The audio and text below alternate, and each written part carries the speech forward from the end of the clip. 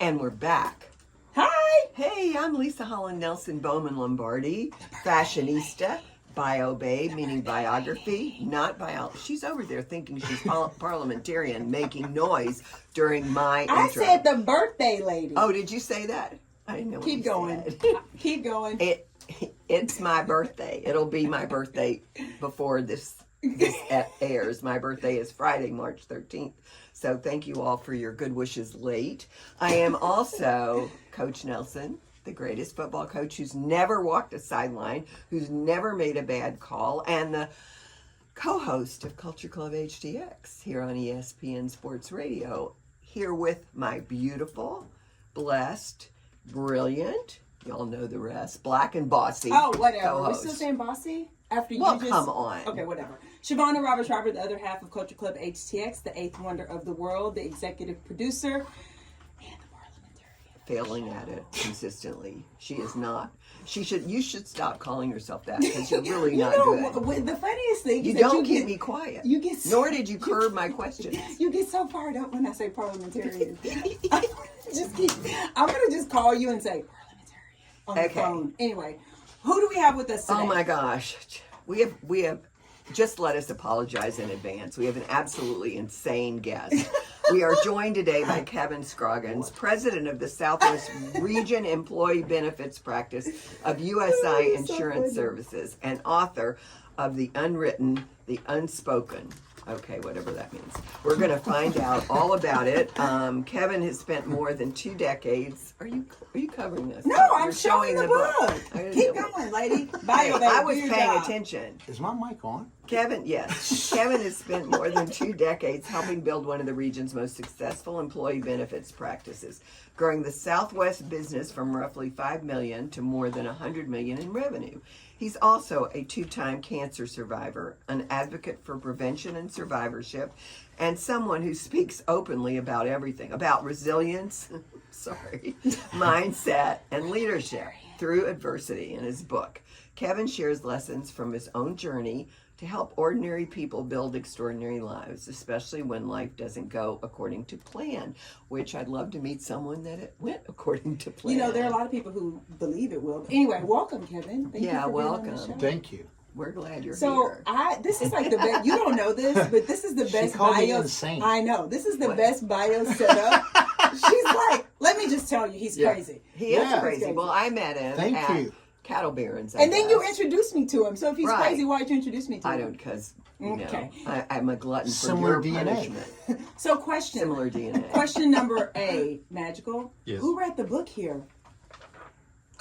Okay, you haven't read my book? I've never even seen your book. So, Kevin, let's talk about the book. The Unwritten, The Unspoken. I'm so excited. You gave me this book, I think maybe... You didn't give it to me. Well, you gave me this book, and I read it, I think that next day or the next couple of days, and I sent you a note, and I was like... You're a fast reader. I am a fast reader, and I was like, this is great. And then we started talking about, okay, come to the show. Come to the show to tell people about this. So, the first thing I want to talk about, and these questions are pretty specific, and then, Lovely, you can add on to this. But in chapter 2 of your book, you talk about SPEED, but as an acronym. So, SPEED. Yes. What is that? And why does it matter most when the storm clouds gather? It's very poetic. So, talk to us. So the acronym was created for my family meetings on Sunday. Okay. And I have a 25-year-old son, 23-year-old boy-girl twins. And back in the day when they were in junior high and high school, I was trying to nail down the fundamentals to help equip them for leaving the nest. Mm-hmm. And, you know, that's always the parent's dream. Whenever they leave the nest, they got their act together. So how do you define those pillars? And so I came up with the acronym of, you know, what speed are you operating under? Mm-hmm. So, and the S was spiritually fit. You know, are you tight with the Lord? What are you doing around that on a daily basis? Physically fit, emotionally fit. Also, kind of that spirals into mental. Mm-hmm. Economically fit, and developmentally fit.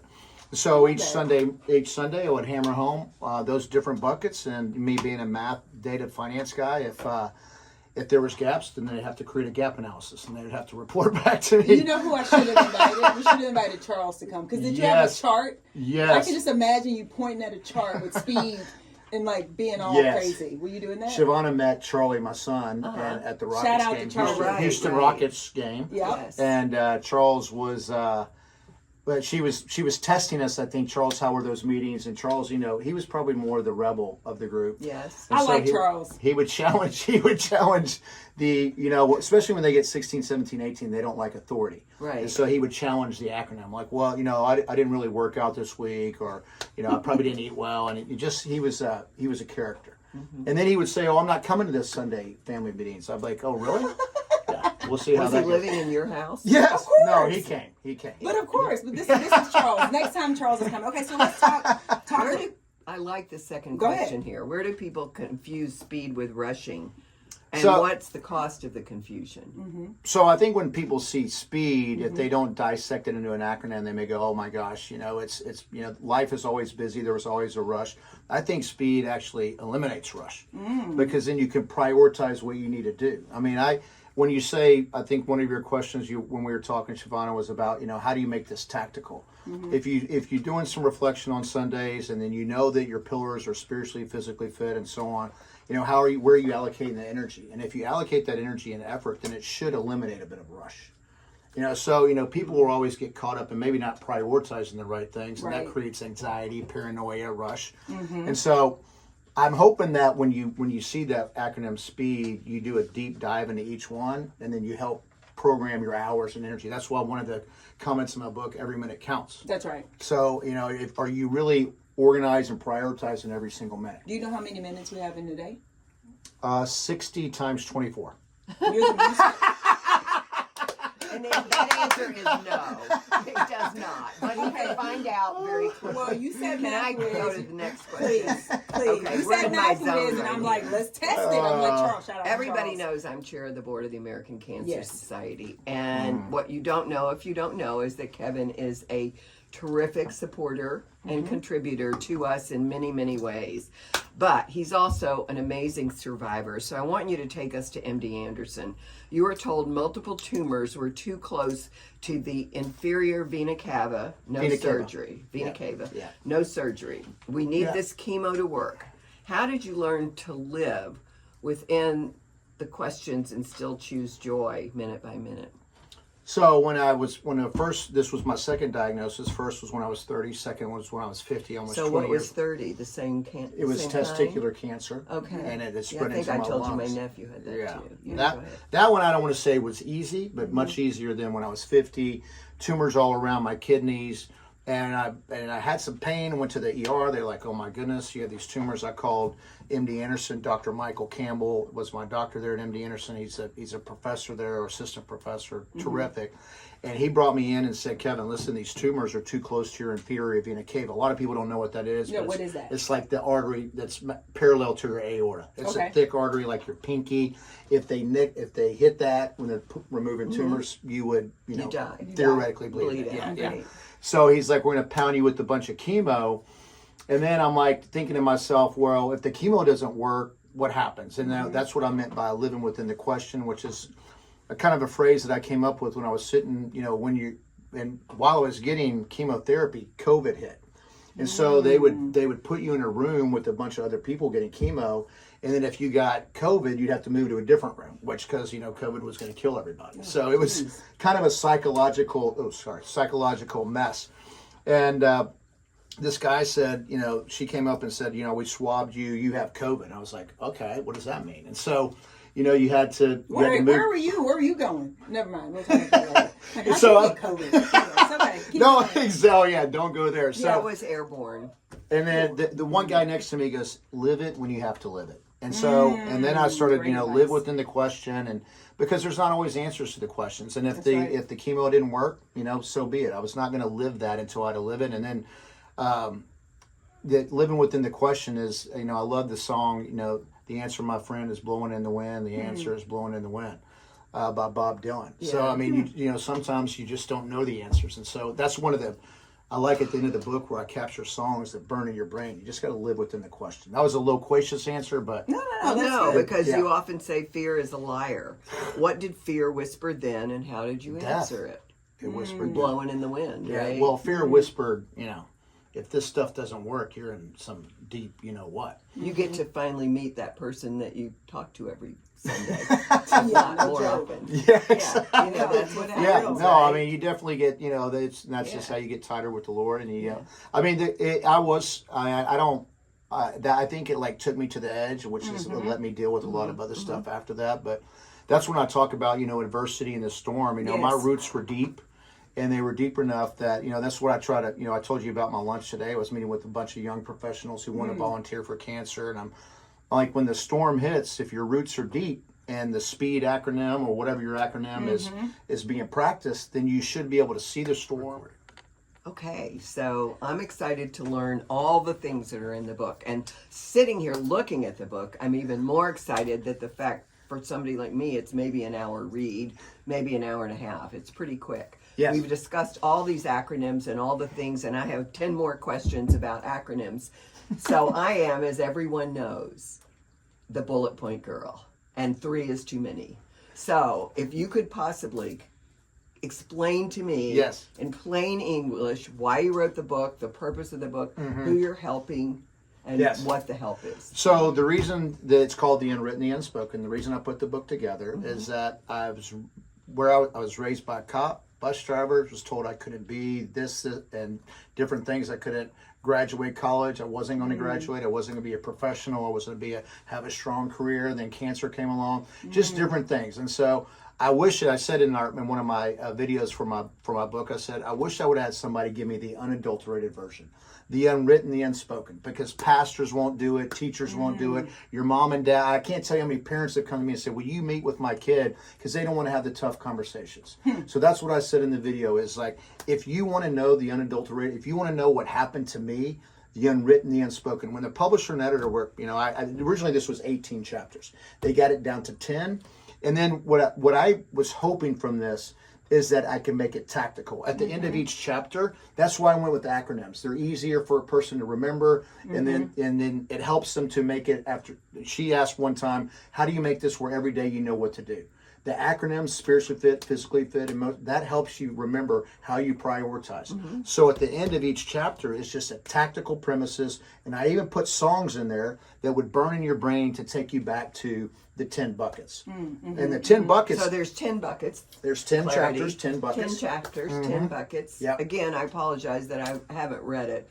But the unwritten, the unspoken is really about all the things nobody would tell you when you were growing up. Yeah. Things people The don't want to say. challenges. People didn't want it's like chapter 1's Utopia. The pastor said Utopia is not available on earth because men are broken. Well, okay, but it's Yes. utopian in mindset. Can you create a Yeah. utopian mindset? I lived a very different life than you, so this is very interesting for me. She knows that. Yes. I came from a dad who told me I could do anything. Well, no, my All my parents life. told me that, but circumstances, environment, schools, my mom and dad were 100% supportive, Okay. and they were telling me, "Go get it, dream big. But Kevin, you're gonna be coming from a different environment." I mean, my high school, a majority of them came from a neighborhood called Champions. Their parents were white collar. My dad was a cop. They supported me. Let me be clear, 100%. But. And then the Utopia, and then chapter 2, Speed. How do you achieve Utopia? And then 3 is the ordinary becoming extraordinary. You know, how can you be? There's so many. I feel like people are changed and they don't even know they have the key. So they're sitting there going, "Oh, I cannot be extraordinary." Yes, you can. You have in your mindset you're ordinary, and you don't think you can achieve utopia, but you got to wrap your mind around it. And you don't want to lift your head up at 62, 65, 70 and say, man, I didn't achieve my dreams.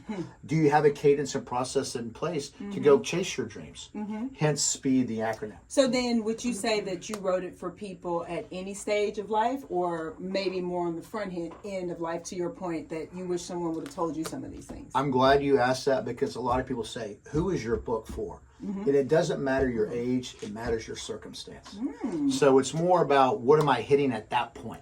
Like if someone's hitting cancer, great read. If someone's struggling with purpose, great read. I mean, I'm going to be 55 in July. I know your birthday's tomorrow. Happy birthday. I already got your gift. Right. You did that. So I don't know if I'm reading the book or not. Yes, please. That's your gift. Yes, Your you're book reading. is Yeah, your- that's your gift. Yeah. But, you know, I even have 40-year-olds, 45-year-olds, even like they got, man, I just don't know what I'm here for. Yeah. I mean, I had goals of throwing out the first pitch at the Astros, shooting the first at the Rockets, owning a Ferrari, having a lake house for my dad. And I thought about those in my 20s, but I put a cadence in place to make sure that it happened.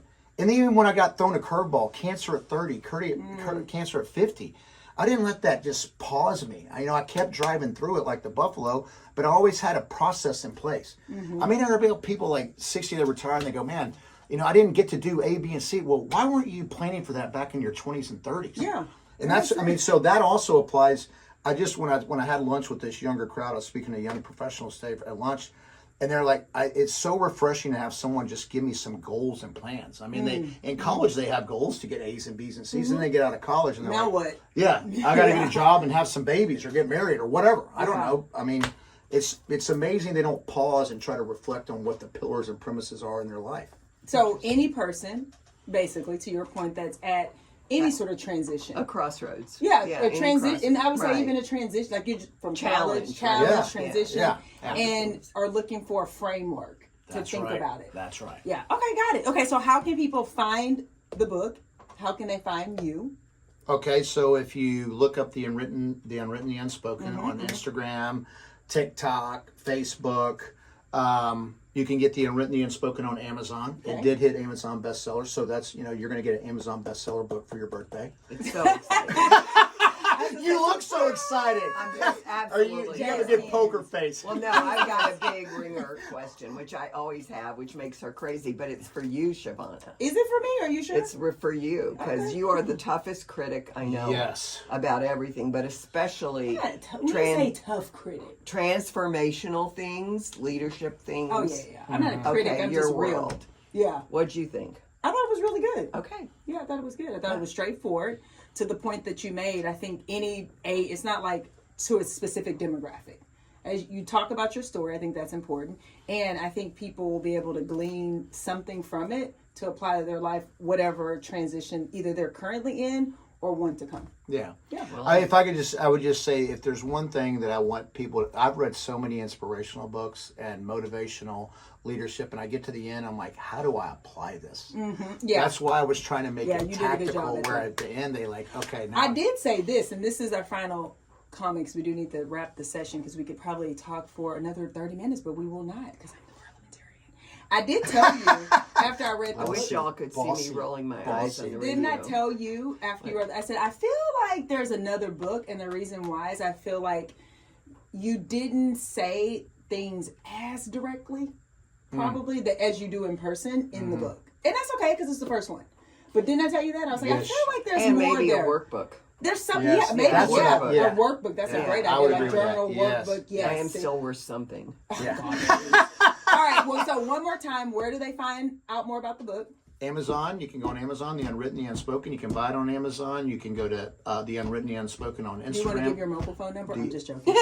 We will. People do that. You'd be surprised. People On give their the phone. Yeah. No. Anyway, so Amazon, The Unwritten, The Unspoken. Kevin, this has been such a pleasure. Oh, thank Thank you you. for Thank inviting you me. so much You for guys coming. are both beautiful. I love Oh, you. thank Awesome you. souls. I love hanging out with you. Thank you. And with that, we'll be back. Bye.